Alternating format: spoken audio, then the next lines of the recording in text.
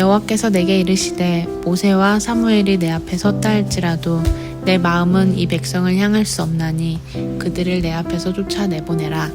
그들이 만일 내게 말하기를 우리가 어디로 나아가리요 하거든 너는 그들에게 이르기를 여호와께서 이와 같이 말씀하시니라. 죽을 자는 죽음으로 나아가고 칼을 받을 자는 칼로 나아가고 기근을 당할 자는 기근으로 나아가고 포로될 자는 포로됨으로 나아갈지니라 하셨다 하라. 여호와의 말씀이니라. 내가 그들을 네 가지로 벌하리니 곧 죽이는 칼과 찢는 개와 삼켜 멸하는 공중의 새와 땅의 짐승으로 할 것이며 유다 왕 히스기야의 아들 므낫세가 예루살렘에 행한 것으로 말미암아 내가 그들을 세계 여러 민족 가운데에 흩으리라. 예루살렘아 너를 불쌍히 여길 자 누구며 너를 위해 울 자 누구며 돌이켜 내 평안을 물을 자 누구냐.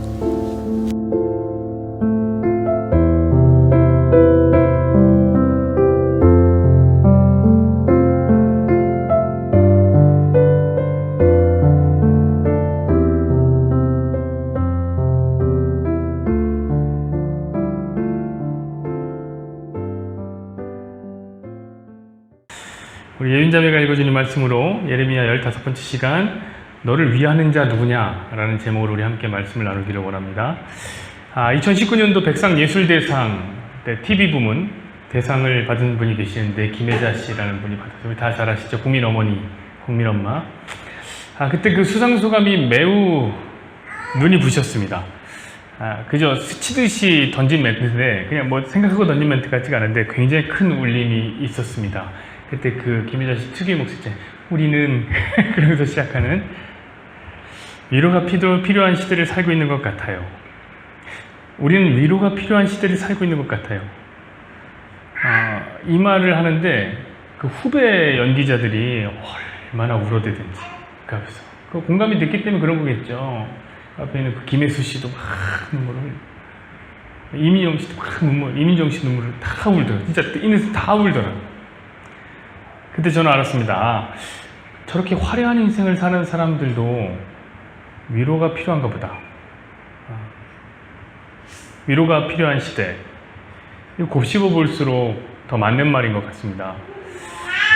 목회를 하면 그 사람들을 이렇게 찬찬히 볼 기회가 많습니다. 찬찬히 이렇게 사람들이 어떤 생각을 하나 기회가 많아요. 한때는 그게 제 취미이기도 했습니다. 이렇게 조용한 카페 창가에 딱 앉아서 그냥 지나가는 사람들이 이렇게 바라보는 거예요. 얼굴을 이렇게 많이 바라보는 거예요. 저들은 무슨 생각을 하면서 살아갈까? 저들은 자기 인생의 진짜 문제가 무엇인지를 알까? 이렇게 보는 거예요. 사람들 얼굴에서 찬양이 이렇게 느껴져요. 이런 찬양 하세요? 매일 스치는 사람들 내게 무얼 원하나 공허한 저 눈빛은 무엇으로 채우나 모두 자기 고통과 두려움 가득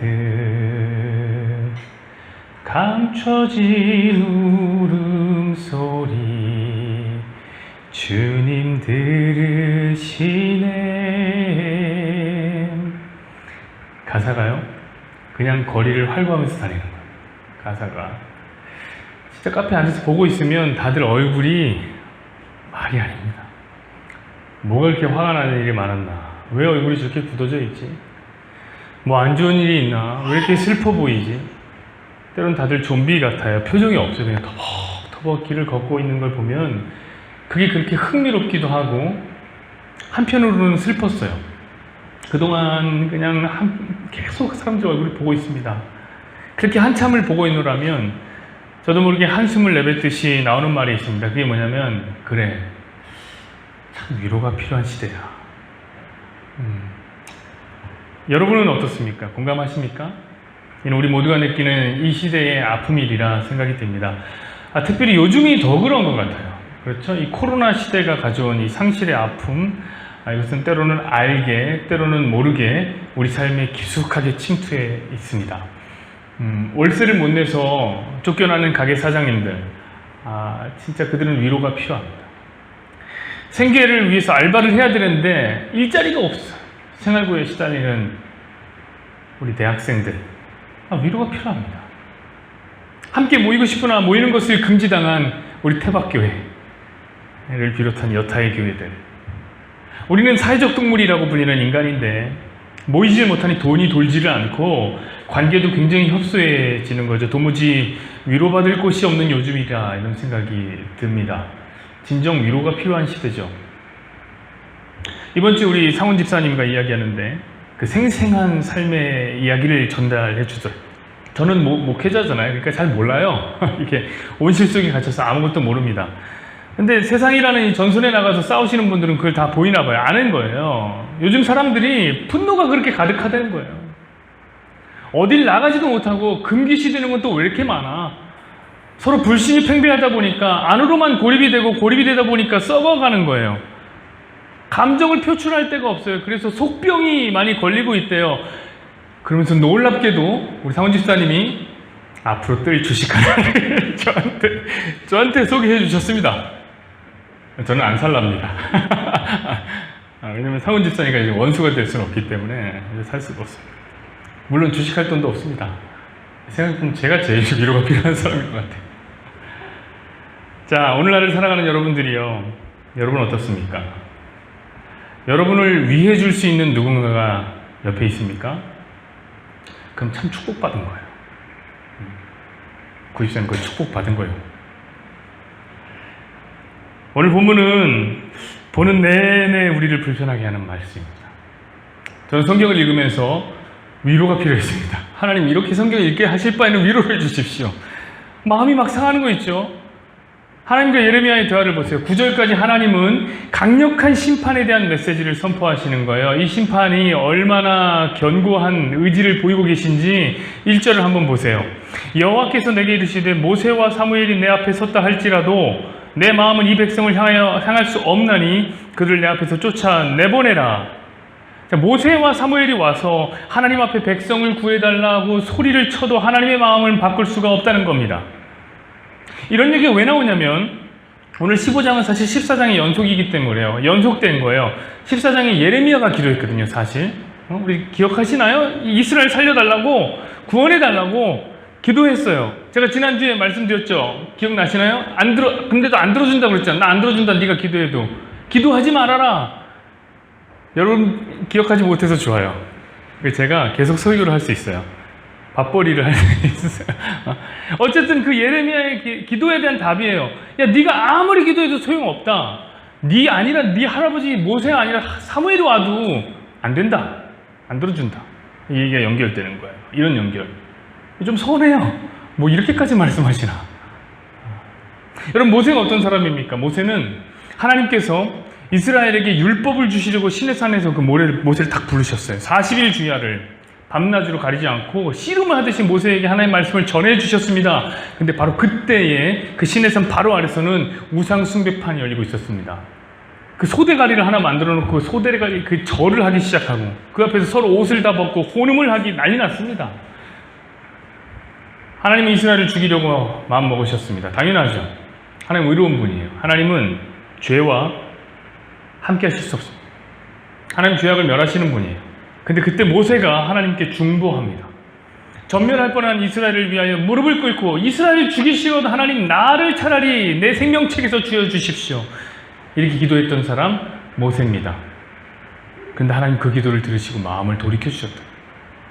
그게 모세.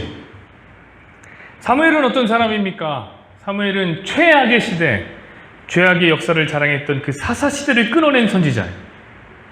무엇이든지 자기 소유에 오른 대로. 이 말은 뭐냐면 지 마음대로 했던 거예요. 다 지 마음대로 살았던 시대가 사사시대인데 온갖 나쁜 짓이 자행되고 진짜 야생의 시대처럼, 야생의 세계처럼 힘의 논리가 작동하던 그 사사시대를 막아선 선지자.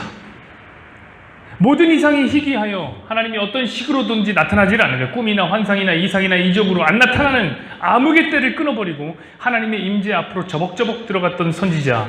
그가 누구냐? 사무엘이죠. 그런데 그런 모세가 와도, 그런 사무엘이 와도 하는 마음 못 바꾸겠다. 이 말씀. 진짜 희망이 보이지 않는 거예요. 하나님의 진노는 맹렬하게 죄를 향해서 돌진합니다.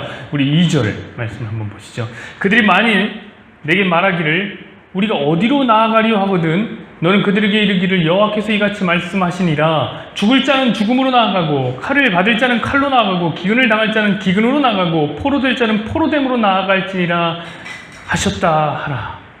자, 하나님이 이스라엘을 위해서 준비한 앞날이 있어요. 4가지 중에 하나예요. 첫 번째 뭐냐면 죽을 자는 죽으라. 두 번째 뭐냐면 칼에 죽으라. 세 번째는 기근으로 죽으라. 네 번째는 포로가 되어서 평생을 죽은 자처럼 살아라. 이 뭐예요? 다 죽으라는 얘기예요, 그냥. 사랑하는 여러분, 죽음 앞에 희망이 어디 있습니까? 죽음은 모든 가능성을 차단시킵니다. 근데 여러분, 놀라운 건 죽음이 희망을 가져올 수는 없어도 더 큰 절망을 가져올 수 있더라고요. 그게 3절이에요. 보세요. 여호와의 말씀이니라 내가 그들을 4가지로 벌하리니 곧 죽이는 칼과 찢는 개와 삼켜 멸하는 공중의 새와 땅의 짐승으로 할 것이며. 자, 하나님은 그들에게 4가지 벌을 더 내리겠다고 말해요. 그 내용이 뭐냐면 죽이는 칼, 찢는 개, 삼켜 멸하는 새, 땅의 짐승입니다. 여러분, 이것은 무슨 얘기냐면 죽음 후에도 계속해서 절망이 있을 것임을 보여주는 증거인 거예요. 여러분, 예루살렘이 칼에 맞아서 피를 흘려 죽어갑니다. 그럼 기대할 수 있는 건 뭐냐면 죽음밖에 없는 거예요. 그런데 하나님의 진노는 그 죽음을 넘어서도 존재한다. 거기에 뭐가 있냐? 찢는 개가 있는 거예요. 찢는 개. 여러분, 찢는 개 아세요? 얘네는 늘 헉이 져 있어요. 침을 질질 흘리면서 날카로운 이빨을 드러내고 있는 이 들개가 칼에 죽어가는 시체를 어떻게 한다고요? 갈기갈기 찢겠다는 거예요. 아, 무섭습니다. 거기서 멈추지 않는 거예요. 삼키는 새가 있습니다. 여러분, 그 동물의 왕국 너무 옛날이어서 요즘에 뭘 하지? 그런 거 있잖아요. 동물의 왕국 비스무리한 거, 그죠? 그러면 시체들이나 이런 그런 애들, 사체들, 눈알 빼먹는 그 새들 보시죠? 장기를 막 파먹는 그 새들. 그런 거. 아, 징그럽죠. 그리고 마지막으로 남은 한 방울의 진액까지도 땅의 짐승들에 의해서 다 흡수될 거다. 이것이 하나님이 준비한 심판입니다. 하나님의 4가지 벌은 전존재적인 죽음을 이야기하는 거예요. 육체적 죽음을 뛰어넘어버리는 완벽한 죽음을 말하는 거예요. 이거 마치 죄를 지은 인간이 육체적 죽음만 맞는 거 아니죠? 거기에 머무는 게 아니라 죽음 후에 영원한 죽음, 지옥이 있는 것처럼 하나님의 진노는 죽음 후에도 불사를 대상을 찾고 있다. 그런데 그 두려운 심판이 모세가 와도 사무엘이 와도 변함없이 진행된다. 맞습니다. 하나님의 결심은 확고하십니다. 그래서 참으로 위로가 필요한 시대인 거예요. 그런데 역설적으로 이 시대에 도대체 어떤 위로를 할 수 있습니까? 어떤 위로를 할 수 있어요? 사랑하는 여러분, 그거 아십니까? 너무 엄청난 일을 만난 사람들은 위로하기가 어려워요. 제가 알고 있는 한 가장 슬픈 죽음은 뭐냐면 자식이 부모보다 먼저 죽는 거예요. 이건 너무 슬퍼요. 이런 일을 당하면 부모는 위로받기를 거절합니다. 제가 어렸을 때부터 가장 친한 녀석이 하나 있는데 교회에서 만난 친구인데 보고만 해서 잘 자란 친구예요. 어머니가 권사님이고 아버지가 집사님이에요. 누나도 참 신실해요. 근데 아버지가 갑자기 돌아가십니다. 극심한 피로 때문에 심장마비로 돌아가셨어요. 그때 저도 슬펐어요. 얼마나 슬펐던지. 그 집사님 평생 가족을 위해서 일만 하시던 분이에요. 돌아가시니까 정말 슬펐습니다. 그런데 우리 권사님이 생각보다 잘 버티시더라고요. 목사님들이 다 영접하고 예배 때도 잘 참여하고 기도하고 물론 눈물을 흘리지만 장례 일정을 무사히 마치는 걸 봤습니다. 그리고 그 주부터 교회에 나오시더라고요. 아, 전 진짜 감동받았어요. 정말 믿음의 사람이다.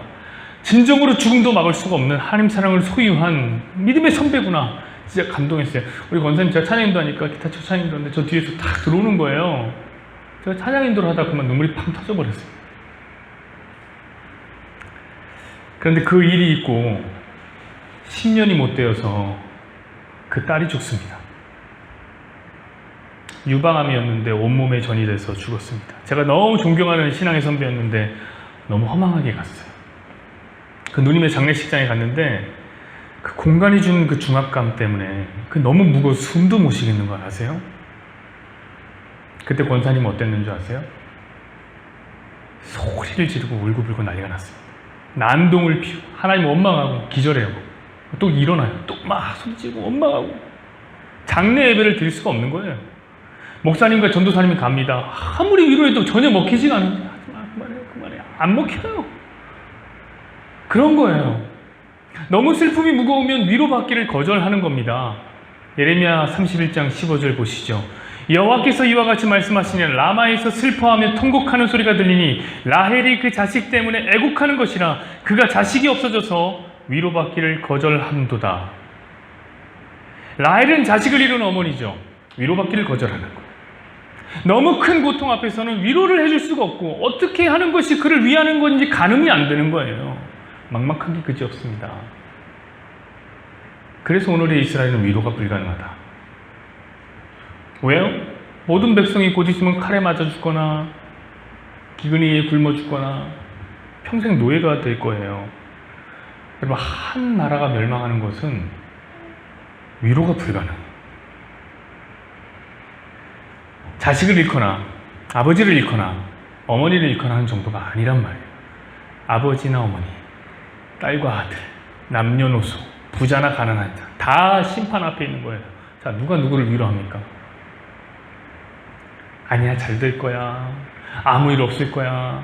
너에겐 행복만이 가득할 거야. 저는 말하고 싶습니다. 너나 잘해라 임마. 네 앞에 낭떠러지가 있어. 그래서 우리 하나님이 이렇게 말씀하시지 않습니까? 우리 5절 한번 보시죠. 예루살렘아, 너를 불쌍히 여길 자가 누구며 너를 위해 울 자가 누구며 돌이켜 내 평안을 물을 자가 누구냐? 누가 너를 불쌍히 여길 수 있느냐? 다 불쌍한 사람들이.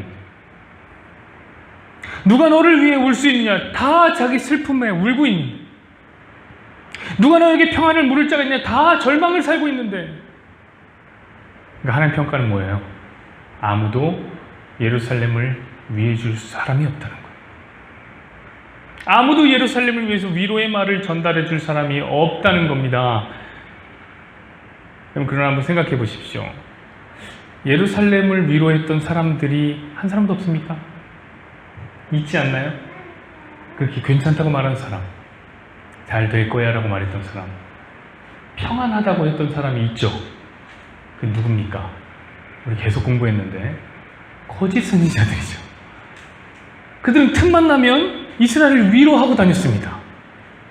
진짜 선지자들은 하나님의 심판을 선포해요. 너희들 다 큰일 났다. 그럼 그들이 그 이야기가 백성들의 마음을 찢어버리죠. 흔들어 놓죠. 그러면 어김없이 가짜 선지자들이 백성들을 찾아갑니다. 그래서 뭐예요? 그들을 위로해. 아니야. 제가 몰라서 잘 몰라서 그래. 내가 보장할게. 하나님 우리 사랑하셔. 그럼 너는 진짜 사랑하셔. 우리 사람, 넌 진짜 사랑. 너는 하나님 사람이야. 지금처럼 열심히 하는 하나님 너를 축복해 주실 거야. 가짜 선지자들이 이러고 다녔다고. 여러분, 이들 보시면서 하나님 뭐라고 하실까요? 제가 그들을 보면서 분명하게 하나님 이런 말씀 하셨을 것 같아요. 5절 다시 한번 볼래요? 예루살렘아, 너를 불쌍히 여길 자 누구며 너를 위해 울 사람 누구며 돌이켜 내 평안을 물을 자 누구냐? 거짓 선지자가 이 심판에서 너를 위로할 수 있느냐? 너 아니다. 아니야. 그들은 네 가지 벌을 제일 먼저 받게 될 사람들이다. 하나님 이렇게 말씀하시지 않았을까요? 근데 재밌는 게 있어요. 재밌는 건 뭐냐면 사람들이 거짓 선지자들 위로를 너무 달게 받는다는 거예요. 그들의 말뿐인 위로, 그 긍정적인 이야기, 잘하고 있다는 칭찬, 이게 너무 듣기 좋은 거예요. 엉덩이 이렇게 토닥토닥토닥. 그래, 잘하고 있어, 잘하고 있어. 이렇게 말하면 춤을 춥니다. 칭찬은 고래도 춤추게 한다고 그러는데 우린 너무 쉽게 춤춰요. 칭찬과 위로에 춤을 춥니다. 사랑하는 여러분, 우리의 위로가 너무 가벼워졌다는 생각 혹시 안 해보십니까? 저는 그런 생각 들어요. 그 말 한마디의 칭찬, 따뜻하게 잡아주는 손, 무슨 이야기든지 들어줄 것만 같은 귀, 그 앞날을 기대하게 해주는 축복, 우리 이 정도면 위로받지 않나요? 그 마음이 따뜻해지고 눈물이 빗물처럼 흘러내리죠. 그도 그럴 것이 하도 요즘 사람들이 자기 사는 게 바쁘다 보니까 상대방을 진정으로 위로해 줄 수 있는 게 없어요. 그저 말 몇 마디 던지는 거예요. 말 그대로 말뿐인 위로면 다 되는 거예요. 근데 요즘 그마저도 안 하죠. 너무 팍팍해서. 드라마에서 자매들이 그런 얘기 하더라고요. 연기하면서 내가 큰 거 말해 막 이러면서. 아시죠? 그냥 따뜻한 말 한마디 좀 되는 거 아니야? 저는 이 시대가 위로가 필요한 시대라고 생각해요. 너무 많은 문제와 너무 많은 어려움, 너무 많은 죄악과 너무 많은 불의함이 있습니다. 그러니 우리에게 위로가 필요하죠. 다 아파요. 다 슬퍼요. 다 희망이 없어요. 근데 맞습니다. 그거예요. 바로 그거예요. 저는 이것이 이 시대가 진정으로 위로가 필요한 이유라고 생각해요. 위로받을 사람이 많다는 것은 근본적인 이유가 아니에요.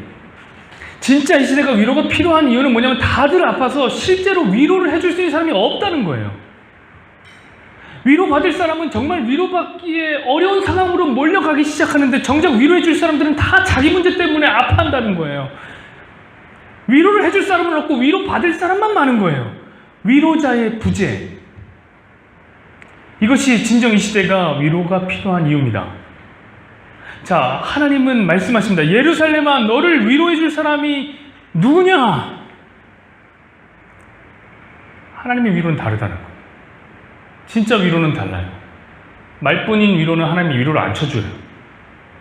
하나님의 위로는 문제를 끊어내는 위로예요. 저는 여러분이 하나님의 위로를 받기를 원합니다. 여러분 원래 한자어도 그래요. 그 위로할 위자라는 한자 있잖아요. 그 위로할 위자라는 한자가 마음심이라는 글자 위에 뭘 하나 얹어요. 그게 뭐냐면 벼슬 위라는 글자를 얹는 거예요. 벼슬을 얹어줘야 마음이 진짜 위로를 받아요. 여러분, 사람이 진정으로 위로받을 때가 언제예요? 문제를 해결해줘야지 위로가 되죠. 취업 때문에 아파하는 청년이 언제 위로를 받습니까? 야, 슬퍼하지 마. 내가 너를 위로한다. 아프니까 청춘이야. 이따 얘기하면 돌 맞아야 돼요. 돌 맞아야 돼. 진정한 위로는 일자리를 주는 거지, 일자리를. 특히 벼슬 하나 얹어주면 최고 아닙니까? 마음이 많이 위로를 받아요. 사랑 때문에 아파하는 사람을 어떻게 위로해 줍니까? 야, 헤어졌다고 울지 마. 그놈은 아주 나쁜 새끼였어. 그놈은 나쁜 놈이야. 왜 그런 놈 때문에 울어? 세상에 반이 남자야. 그만 울어. 그럼 위로 못 받아요. 도리어 화내. 그냥 막 정말 네가 뭘 한다고 그래. 우리 오빠 진짜 좋은 남자였어. 그런 사람 아니라고 막. 여러분 꼭 기억하세요. 사랑은 또 다른 사랑으로 잊혀지는 겁니다. 그러니까 그놈 나쁜 놈이라고 위로하지 마세요. 다른 오빠를 소개해 주란 말이에요. 그게 위로예요. 근데 그 오빠가 벼슬을 하나 쓰고 있다. 그러면 대박. 그럼 당신이 진짜 위로자. 그런 거예요. 누구를 위해준다는 말도 마찬가지예요. 여러분, 위해준다는 말도 한자어예요. 한자. 위해줄 위 아세요? 이 글자는 사람이 손으로 코끼리를 다루고 있는 그림이에요. 여러분, 왜 코끼리를 다룰까요? 뭔가 해주려고 하는 거예요. 원래 고대 사회에서는 무슨 큰 일을 할 때 누가 움직이면 코끼리가 움직인다고요. 우리나라는 소가 움직였죠, 소가. 근데 소보다 코끼리가 훨씬 잘해요. 무거운 것도 잘 들고 일처리 되게 섬세하고 깔끔하게 잘해요. 왜냐면 걔들은 코가 손이잖아요. 과자 주면 코로 먹잖아요. 이렇게 잘한다고. 그래서 누군가를 위해준다는 말이 코끼리를 다루는 그림으로 만들어진 거라고요. 그러니까 위해준다는 건 말뿐으로 하는 게 아니에요. 코끼리를 움직이는 거예요. 그게 위해주는 거예요. 그런데 우린 다 서로 피곤하고 서로 다 아프고 서로 다 죄인이어서 할 수 있는 거라고는 그냥 거짓 선지자들의 위로밖에 없는 거예요. 잘 될 거야. 행복할 거야. 너는 사랑받기 위해 태어난 사람이야. 그리고 아무도 책임 안 져요. 아무것도 해줄 수 있는 게 없어요. 미안하고 죄송한 얘기지만 여기는 가족도 마찬가지 아닙니까? 딱 까놓고 말해봅시다. 여러분, 가족이 우리 인생의 문제에 뭘 해결해 줄 수 있나요? 부모가 뭐 해줄 수 있어요? 아내가 남편이 뭘 해줄 수 있어요? 자식이 뭘 해줄 수 있어요? 물론 위로의 말은 해줄 수 있습니다. 그러나 말뿐이로 위로를 들었다고 해서 바뀐 거 아무것도 없어요. 내가 만약 외로울 때면 누가 나를 위로해 주나? 바로 여러분. 뻥치지 마요. 여러분이 뭘 위로해 주냐? 응원이요? 따뜻한 말이요? 여러분 그것만이라면 다행이지만 여러분이라는 존재는 또 나를 비난하며 상처를 주기도 하고 정죄하기도 한단 말이에요. 여러분 목사에게 성도는 그런 것이고 성도에게 목사는 그런 거예요. 진정한 위로의 대상이 아니에요. 하나님 말씀을 꼭 기억하세요. 우리 5절 말씀을 보십시다. 예루살렘아 너를 불쌍히 여길 자 누구며 너를 위해 울 자 누구며 돌이켜 내 평안을 누릴 자 누구냐? 없어요. 그냥 말씀 맺겠습니다. 근데 사랑하는 여러분, 제가 만약에 위로자가 없기 때문에 이 시대는 위로가 필요한 시대다 라고 말씀 맺기엔 너무 허무하고 너무 절망적이죠. 근데 예레미야 29장 11절에 이런 말씀이 있습니다. 보세요. 여호와의 말씀이니라 너희를 향한 내 생각은 내가 안 하니 평안이요 재앙이 아니니라. 너희의 미래와 희망을 주려는 것이라. 하나님의 마음은 우리에게 평안 주고 싶은 거고 미래와 희망을 주는 거예요. 그러니까 제가 만약에 설교를 이렇게 끝내면 하나님의 마음을 잘 대변한 설교라고는 할 수 없겠죠. 그래서 저는 오늘 하나님의 질문을 많이 묵상했습니다. 5절 말씀 오늘 계속 보는데 예루살렘아 너를 불쌍히 여길 자 누구며 너를 위해 울 자 누구며 돌이켜 내 평안을 물을 자 누구냐 많이 묵상했는데 묵상하면 묵상할수록 한 사람이 보인 거예요. 예루살렘아 네가 만약 외로울 때면 누가 너를 위로해 주냐? 바로 예수님. 여러분 예루살렘을 보시면서 불쌍히 여기셨던 예수님 기억나십니까? 마태복음 9장 36절 보시죠. 무리를 보시고 불쌍히 여기시니 이는 그들이 목자 없는 양과 같이 고생하며 기진함이라. 여러분 예루살렘을 바라보면서 눈물을 흘리시던 예수님이 기억나십니까? 누가복음 19장 41절을 보시죠. 가까이 오사 그 성을 보시며 우시며. 여러분 예루살렘을 보시면서 평안을 외치시던 예수님이 기억나십니까? 요한복음 14장 27절 보시죠. 평안을 너희에게 끼치노니 곧 나의 평안을 너희에게 주노라. 내가 너희에게 주는 것은 세상이 주는 것과 같지 아니하니라. 너희는 마음에 근심하지도 말고 두려워하지도 말아라. 사랑하는 여러분, 누가 여러분의 죄 문제를 해결하고 인생의 문제를 해결하고 평안을 주실 수 있습니까? 누가 코끼리를 움직일 수 있습니까? 누가 여러분을 진정으로 불쌍히 여기고 누가 여러분의 눈물을 보고 눈물을 흘려주시고 누가 여러분에게 진정한 평안을 주실 수 있습니까? 저는 위로가 필요한 이 시대에 유일한 위로자가 있다고 믿습니다. 매일 스치는 위로가 필요한 사람들에게 진정 필요한 분은 누굽니까? 여러분 아니죠. 우리는 모두 주가 필요한 사람들입니다.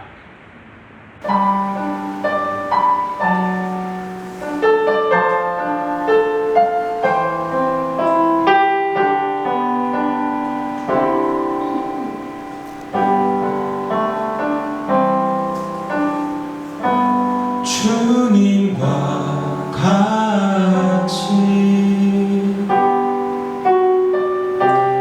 내 마음 만지는 분은 없네. 오랜 세월 찾아 난 알았네. 내게 주밖에 없네. 한 번 더 부르니까 주님과 같이 내 마음 만지는 분은 없네. 오랜 세월 찾아 난 알았네. 내게 주밖에 없네. 주잠이 강같이 흐르고 주 손길 치료하네.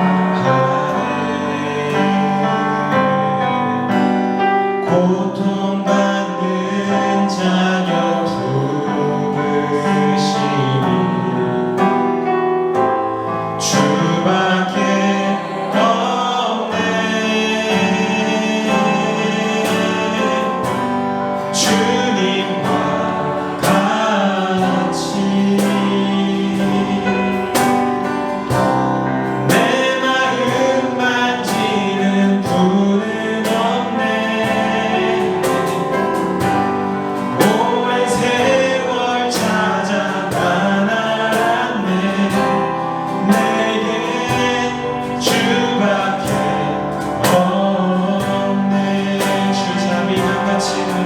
주잡이